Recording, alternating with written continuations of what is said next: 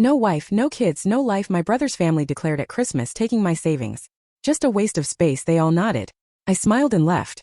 3 days later my voicemail was full of their desperate pleas. Christmas is supposed to be about love and family, but for me it was a painful reminder that I didn't belong. My brother, his wife, and their kids sat around the lavish dinner table, laughing and clinking their glasses. Then, between bites of turkey and sips of wine, they made it clear how they saw me. No wife, no kids, no life, just a waste of space.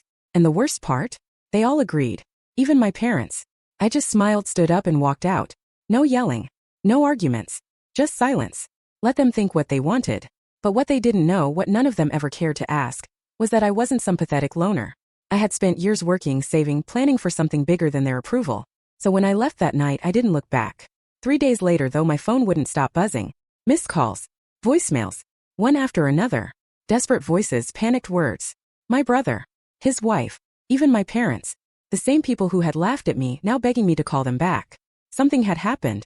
And for the first time they needed me. I stared at my phone, watching the missed calls pile up. First my brother. Then his wife. Even my parents, who barely spoke to me unless it was to criticize my life choices. Their voices filled my voicemail. Each message more frantic than the last. Asterisk, please call me back. It's urgent. Asterisk, my brother's voice was sharp, unsteady. Asterisk, we need you, please pick up. Asterisk, that was his wife. She always spoke to me like I was some distant relative, an outsider. Asterisk, son, we need to talk. It's important. Asterisk, my father, the man who barely acknowledged me at Christmas dinner. They were all desperate now. But why? A part of me wanted to ignore them. Let them feel what it was like to be unheard, unseen. But curiosity gnawed at me. Something had shifted, something big. And no matter how much I tried to convince myself that I didn't care, a small part of me did. I hesitated before finally playing one of the voicemails. My brother's voice came through, rushed, almost panicked. Asterisk, look, I know what we said on Christmas. I know it was wrong. But we need your help. Please just call me back. It's serious. Asterisk, I frowned. My brother never admitted when he was wrong. Ever. And now suddenly he needed me? Still, I didn't call back right away. Instead, I sat on my couch, thinking about everything that had led up to that night. My whole life, I had been the black sheep of the family. The one who didn't follow the path they wanted. I didn't get married young like my brother. I didn't have kids. I focused on my career, saved my money, and lived life on my own terms. But to them, that meant I was wasting my life. At every holiday gathering, I was reminded of it. The little comments from my parents. The smug looks from my brother and his wife. The way the conversation always revolved around their perfect family. Their kids, their achievements. And when it came to me, silence. Like I didn't exist. But Christmas night was the worst. My brother's wife had laughed, clinking her wine glass. Asterisk, at least we have a purpose, right? We built a family. Some people just exist. Asterisk, and that was when my brother delivered the final blow.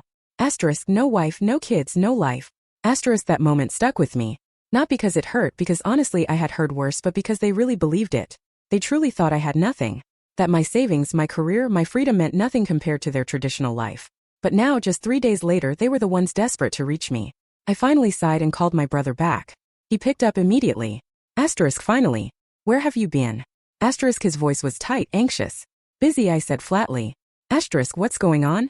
Asterisk, there was silence for a moment, and then he exhaled sharply. Asterisk, it's Dad. He's in trouble. A lot of trouble. Asterisk, I stiffened. Asterisk, what kind of trouble? Asterisk, financial, he admitted. Asterisk, really bad. He messed up, okay? And we just found out today. He was hiding it from all of us. Asterisk, I frowned. My father had always been a proud man, the type who never admitted weakness. If he was struggling, he would never tell anyone. Asterisk, how bad is it? Asterisk, I asked. My brother hesitated. Asterisk, he could lose the house. Everything. He took out loans, a lot of them. He thought he could pay them back, but he can't. And now the bank is involved. Lawyers. It's bad. Asterisk, I leaned back, processing his words. My parents' house was their pride and joy. They had poured everything into it. The idea of them losing it. I won't lie, it shook me a little. I don't know what you expect me to do about it, I said. There was a pause. Then my brother sighed. Asterisk, come on. You know what I'm asking. Asterisk, and there it was. My savings. The money they always mocked me for holding on to. The money they laughed at when they said I had nothing, now suddenly it was their lifeline. You want me to fix this, I said, my voice calm. We need you to, he admitted. Asterisk, Dad needs you to. Asterisk, I didn't answer right away. Instead, I let the silence stretch between us. I thought about all the years I had spent being treated like an afterthought. All the times they made me feel like I was lesser because I didn't fit their version of success. And now, when everything was falling apart, they were turning to me. Look, my brother said. His voice quieter now. Asterisk, I know we've been hard on you. I know we said things we shouldn't have. But family helps each other, right? Asterisk, I let out a small laugh, shaking my head. Funny, I said. Asterisk, that's exactly what I was thinking on Christmas night. Asterisk, there was another pause. My brother sighed again, this time sounding almost defeated. Asterisk, just think about it, okay? Asterisk, he said. Asterisk, please. Asterisk, I didn't promise anything. I just hung up. But as I sat there staring at my phone, my mind kept racing. For years, I had been invisible to them. Now suddenly I was their only hope. And for the first time in my life, I had the power that I sat in my apartment, staring at the city lights through my window. The conversation with my brother kept playing in my head. His desperate tone, the way he suddenly needed me after years of pushing me aside. A few days ago, I was just a waste of space to them. Now I was supposed to be their savior. I didn't respond right away. Instead, I went about my day as if nothing had happened. I made coffee, went for a walk, sat in the park watching families, couples, and people living their lives. I thought about what my brother had said. How family helps each other, that phrase echoed in my mind, but it didn't sit right. Family only seemed to work one way for them. When they needed something, suddenly I was included. But when I needed respect, consideration, even basic kindness, I was nothing. I got another call that afternoon. This time it was my mother. I let it go to voicemail. A few minutes later, another. Then another. By the fourth call, I finally answered. Asterisk, why haven't you called back? Asterisk, she asked immediately. No hello, no small talk. Just straight to the point. I've been busy, I said. Asterisk, busy. Asterisk, she scoffed. Asterisk, your father is about to lose everything. And you're too busy to even call? Asterisk, I took a slow breath. Asterisk, you mean the same father who sat there and let everyone insult me 3 nights ago? Asterisk, silence. Then a sigh. Asterisk, look, we all say things we don't mean sometimes. But this isn't about that. This is about your father. He's scared. We're all scared. You're in the best position to help. You have savings, don't you? Asterisk, and there it was. They didn't care about me. They cared about what I could do for them. I do, I admitted. Asterisk, then what's the problem? Asterisk, she snapped. I almost laughed. Asterisk, the problem, Mom, is that for years, you all treated me like I was worthless. Like my life was meaningless because I didn't follow your path. But now suddenly I have worth? Suddenly I matter. Asterisk, of course you matter, she said quickly. Asterisk, we're family. Asterisk, asterisk, now we are. Asterisk, I asked. Asterisk, because 3 days ago you all agreed I was just a waste of space. Asterisk, silence again. Then a softer voice. Asterisk, I know we've made mistakes. But this is different. This is real life. We need you. Asterisk, I closed my eyes, gripping the phone. Every part of me wanted to say no. But deep down, a part of me also wanted to hear them admit it, to make them say outright that they had been wrong. Say it, I said finally. Asterisk, say what? Asterisk, my mother asked, confused. Asterisk, say that you were wrong about me. That I'm not just some failure. That my life does have value, even without a wife and kids. Say it and maybe I'll consider helping. Asterisk, silence. Longer this time. I could almost feel the hesitation through the phone. Admitting they were wrong was not something my family did. This isn't the time for this, she finally said. I laughed, shaking my head. Asterisk, it never is it? Asterisk, and then I hung up. That night I got more voicemails. One from my father, which was the shortest. Asterisk, I know you're angry, but I'm still your father. You know where to find me. Asterisk, one from my brother's wife. Asterisk, I don't know what you're trying to prove, but this is about more than just you. If you're really as smart as you think, then act like it. Asterisk, and another from my brother. Asterisk, listen, I get it, okay? We treated you like crap. But you can't seriously be this cold. You know what Dad is like. He never would have admitted he was struggling. He was too proud. But now he's drowning and we need to fix this. We need you. Please. Asterisk, that last one made me pause. Because I knew my father. I knew how much he valued control. The thought of him sitting alone, knowing his world was crumbling, did something to me. The next morning, I found myself driving to my parents' house. I told myself it wasn't to save them. I just wanted to see. To understand what had really happened. When I arrived, my mother opened the door, her face tired and drawn. My father was sitting in his chair, looking smaller than I remembered. My brother stood by the fireplace, arms crossed. They all looked at me the same way, like I was their last chance. I stepped inside, and for the first time in a long time, I wasn't the one feeling small. They were. And I wasn't sure how I felt about that yet. The house felt different. The same walls, the same furniture, but the air was thick with something unfamiliar, uncertainty, maybe even fear. My father, always the strong, commanding presence in the room, sat in his armchair, staring at nothing. His hands, once steady, fidgeted against his knee. My mother stood near him, eyes darting toward me, waiting for something. An answer. A lifeline. My brother leaned against the fireplace, arms crossed, but even he didn't look as sure of himself as usual. I stepped inside, letting the door close behind me. The silence stretched, pressing against all of us. You came, my father finally said, his voice quieter than I'd ever heard it. I wanted to see for myself, I replied. Asterisk, see just how bad it really is. Asterisk, my brother exhaled sharply. Asterisk, it's bad. Asterisk, he walked over to the dining table and grabbed a folder, sliding it toward me. I hesitated before picking it up. Inside were loan documents, overdue notices, and bank letters, each one more alarming than the last. The numbers didn't lie. This wasn't just a tough spot, they were drowning. And it wasn't just their house on the line. Asterisk, how did this even happen? Asterisk, I asked, flipping through the pages. My father sighed, rubbing his forehead. Asterisk, I thought I could handle it. Thought I could turn things around before anyone had to know. But then it got ahead of me. Asterisk, I studied him. The man who never admitted weakness, now sitting before me, admitting everything. Asterisk, why didn't you ask for help sooner? Asterisk, I asked, my voice calm but firm. He shook his head.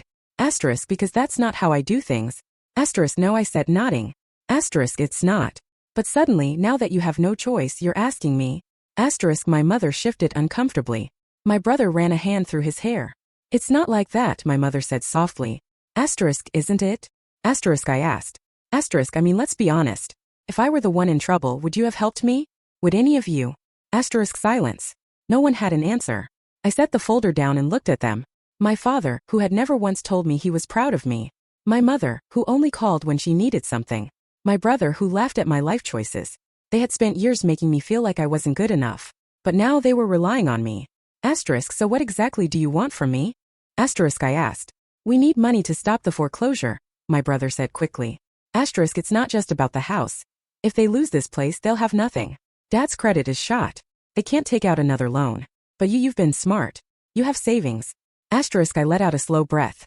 Asterisk, and if I do this, then what? Asterisk, my father looked up. Asterisk, then we fix this. We move forward. Asterisk, move forward. Asterisk, I repeated. Asterisk, like nothing happened? Like the last few years didn't exist. Asterisk, no one spoke. My mother's eyes were glassy, like she was holding back tears. My father just looked tired. My brother, who always had something to say, was quiet now. I need to think, I finally said, standing up. We don't have much time, my brother warned. I know, I said. Asterisk, but this time I make the decision. Asterisk, and then I left. But as I walked out of that house, my heart was pounding. Because for the first time in my life, I wasn't the one begging to be heard. They were. And that changed everything. I drove home in silence, gripping the wheel tighter than I needed to. My mind kept circling back to that house, to the way my father's voice had cracked, the way my mother's hands trembled, the way my brother had nothing left to say. They were desperate, and for the first time I was the one in control. But did I even want to be? I wasn't heartless. Despite everything, I didn't want to see my parents lose their home. But part of me couldn't ignore the years of rejection, the way they had pushed me aside like I didn't matter. Now when it was convenient, they wanted me back in the family fold. It was hard to swallow. I parked outside my apartment and sat there for a while, staring at my reflection in the rearview mirror. Was I really about to walk away? Could I live with that? As I stepped out of the car, my phone buzzed again. Another call from my brother. I almost let it go to voicemail, but something told me to answer. Asterisk, what now? Asterisk, I said, not bothering to hide the exhaustion in my voice. You need to come back, he said, his voice urgent. Asterisk, why? Asterisk, I asked, heart already pounding. Asterisk, because Dad just collapsed. I stood outside my father's hospital room, my hand hovering over the door handle. For years I had waited for a moment like this, not for him to be weak, but for him to finally see me, to acknowledge me as something more than a disappointment. But now that the moment was here, I wasn't sure what I wanted anymore. I pushed the door open. The room was dim, the only light coming from a monitor that beeped steadily beside the bed. My father lay there, eyes closed, his breathing slow but even. For the first time in my life, he looked small. His eyes fluttered open, and when he saw me, something in his face shifted, something I couldn't quite place. You came, he said, his voice rough. Yeah, I replied. Silence stretched between us, filled with things neither of us knew how to say. Asterisk, your mother told you? Asterisk, he asked. Asterisk, yeah. He nodded, staring up at the ceiling. Asterisk, it's bad. Asterisk, I know. Asterisk, another pause. Then, softer than I'd ever heard him speak, he said, Asterisk, I messed up. Asterisk, I swallowed hard. I had waited years to hear those words, but they didn't feel as satisfying as I had imagined. Maybe because they came at a moment when nothing else mattered. Yeah, I said finally. Asterisk, you did. Asterisk, his eyes met mine, and for the first time, they weren't filled with judgment or disappointment. Just exhaustion. Maybe even regret. And now you're here, he said. I admitted. He exhaled, closing his eyes again. Asterisk, I don't deserve it. Asterisk I didn't answer right away. Because he was right, he didn't. Not after everything. But despite that I was still here. Maybe because deep down I wasn't just doing this for him. I was doing it for myself. Asterisk what happens now? Asterisk he asked. I thought about that. About the house. The debt. The years of distance between us. I had spent so much time trying to prove myself to them to make them see my worth. And now they finally did. But did that change anything? That depends, I said. Asterisk on what? Asterisk on whether you really mean it this time, I said. Asterisk because if I help, it's not just about saving the house. It's about fixing everything. Not just for now but for good. Asterisk he looked at me for a long time. Then slowly he nodded. Asterisk okay. Asterisk I let out a breath I hadn't realized I was holding. Outside, my brother and mother waited anxiously. They looked at me the moment I stepped out, searching for an answer. I'll help, I said finally. Asterisk but things are going to change. Asterisk they both nodded, relief washing over them. But before they could say anything my phone buzzed in my pocket. I pulled it out, expecting another voicemail or message from them. But it wasn't. It was a notification from my bank. A withdrawal. A large one. My stomach dropped. I clicked on it, my hand suddenly cold. And that's when I saw it. My savings, the same money my family had begged me to use, was already gone. And it wasn't an accident. Someone had taken it. Someone close. And in that moment I realized the truth. This was never about family. This was about control. And I had just walked straight into their trap. My breath caught in my throat as I stared at my phone screen. The numbers didn't lie, my savings were gone. Every penny I had worked for, the security I had built for myself, wiped out in an instant. My fingers trembled as I scrolled through the transaction details, my mind struggling to make sense of what I was seeing. Then there it was, the name attached to the transfer. My brother. The hospital walls seemed to close in around me. The voices of my mother and brother faded into static as the truth settled over me like a crushing weight. This hadn't been a desperate plea for help. It had been a setup. The moment I let my guard down, the moment I decided to be the bigger person, they had already taken what they wanted. My mother's voice broke through the ringing in my ears. What's wrong? I looked up, and something in my face must have given it away because my brother's expression shifted. He straightened, crossing his arms over his chest like he was bracing for something. He knew. He knew I had found out. I swallowed hard and held up my phone. The money's gone. My mother's face twisted in confusion, but my brother's reaction was different. He didn't look surprised. He looked guilty. You took it, I said, my voice quieter than I expected. His jaw tightened. I had no choice. I let out a bitter laugh. No choice? You didn't even wait for me to agree. You just took it. You were going to help anyway, he said, his tone defensive. I just sped things up. Sped things up. I repeated, my voice rising. You stole from me. It's family money, he snapped. You wouldn't even have that much if it weren't for us. You think you did all this alone? You think you're better than us? Something inside me snapped. You never gave me anything. You mocked me, shut me out, acted like I didn't exist until you needed something. And now, after everything, you have the nerve to act like I owe you. My mother stepped between us, hands raised. Please don't do this here. I turned to her, disbelief washing over me. Asterisk you knew, didn't you? Asterisk her lips parted but no words came out. And that silence told me everything. I took a step back, shaking my head. Wow. You really got me, huh? My brother exhaled sharply, shoving his hands in his pockets. Look, it's done. The house is safe. That's what matters. I stared at him, my pulse pounding. He truly believed that what he did was justified. That stealing from me was just another family sacrifice, one I was supposed to accept without question. But I wasn't that person anymore. I took another breath and steadied myself. I'm calling the bank. His head snapped up. What? I'm reporting the transaction as fraud, I said, my voice firm. You had no right to that money. His face twisted with panic. You can't do that. The house, mom and dad, they aren't my responsibility, I cut in. And neither are you. My mother grabbed my arm, desperation in her eyes. Please, we can fix this. Just let it go. I looked at her, really looked at her. All my life, I had waited for her to fight for me the way she fought for him. To put me first just once. But that moment would never come. I pulled my arm free. You already let me go a long time ago. Then I walked out. The drive home was a blur. My phone buzzed nonstop, calls, texts, voicemails. I ignored them all. When I got home, I did exactly what I said I would. I called the bank, filed a fraud claim, and froze my accounts. My brother would have to deal with the consequences of what he did. And for once, I wasn't going to clean up his mess. In the days that followed, I waited for the guilt to hit me, for the regret to creep in. But it never came. What I did feel was something unfamiliar but powerful. Asterisk relief star. For the first time in my life, I wasn't chasing their approval. I wasn't fighting for a place in a family that had never really wanted me. I had walked away not because I was weak, but because I was finally strong enough to do it. A week later, I got one last voicemail from my father. His voice was quiet, almost hollow. I heard what happened. I don't know if you'll ever forgive us, but I just wanted you to know. I'm sorry. I listened to it once then deleted it. Because I didn't need an apology. I had already moved on. Hang inside me froze. Asterisk what? Asterisk he was stressed I guess. Too much pressure. Mom called an ambulance. We're at the hospital now. You need to get here. I didn't even think. I just got back in the car and drove.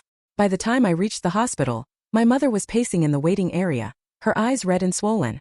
My brother sat in one of the plastic chairs, elbows on his knees, staring at the floor. He looked up when he saw me, and for the first time in years he looked relieved to see me. Asterisk what happened? Asterisk I asked. The doctor said it was a panic attack, my mother answered quickly. Asterisk they ran tests.